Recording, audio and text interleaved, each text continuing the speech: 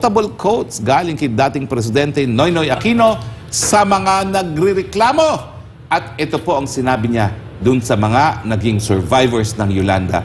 Basahin mo, Admar, na mukhang ito rin ang mensahe ni PBBM. Sabi sa niya lahat dito, ng problema, ano ang sagot ng Noynoy Aquino at PBBM?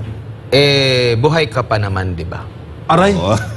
Yan nga sinabi ko sa inyo eh. Masyado kayong demanding. Oo. Huwag maarte. Basta buhay ka pa naman. Oo, di importante ba? po. Ang panahon ni dating presidente, talagang nakita ko, minura niya yung isang rice hoarder at sinabi niya, PU! Labas mo ang aking bigas! Papatayin kita! At dapat bumalik tayo sa ganyang estilo. Effective naman, effective. Oo, baka naman ngayon kasi yung mga rice hoarders nandun sa Malacanang, nakiki-party-party. Yung mga magsasaka.